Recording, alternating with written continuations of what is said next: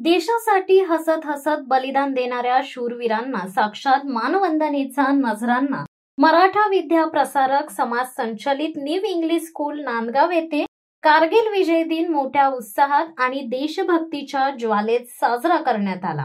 कार्यक्रमात मुख्याध्यापिका ज्योती काळे आणि पर्यवेक्षक अविनाश शेवाळे यांच्या हस्ते शहीद स्मारकास पुष्पचक्र अर्पण करून वीरांना अभिवादन करण्यात आले। यावेळी सर्व शिक्षक, शिक्षकेतर कर्मचारी, हजारो व शेकडो विद्यार्थी राष्ट्रभक्तीच्या भावनेने उपस्थित होते।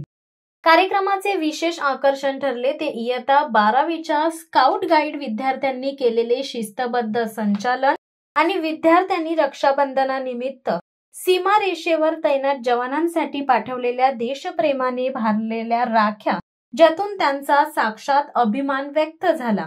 यावेळी वरिष्ठ शिक्षक अशोक मार्कंड यांनी कारगिल युद्धाची पार्श्वभूमी उलगडताना विद्यार्थ्यांना सांगितले, मे 1999 मध्ये सुरू झालेल्या या युद्धात भारतीय सैन्याने ऑपरेशन विजय राबवत पाकिस्तानी घुसखोरांना त्यांच्या सीमेत हुसकावून लावले।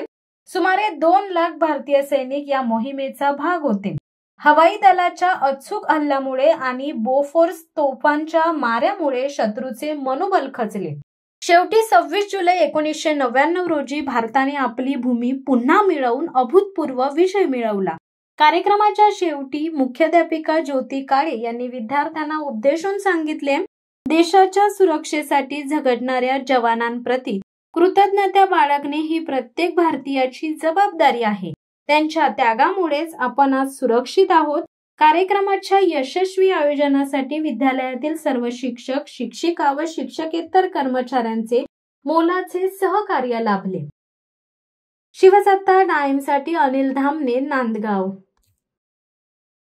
दे धडक बेधडक वृत्त देणाऱ्या आपल्या शिवसत्ता टाइम्स न्यूज चॅनलला लाल बटन दाबून सबस्क्राईब करा आणि बेल आयकॉनला क्लिक करायला विसरू नका।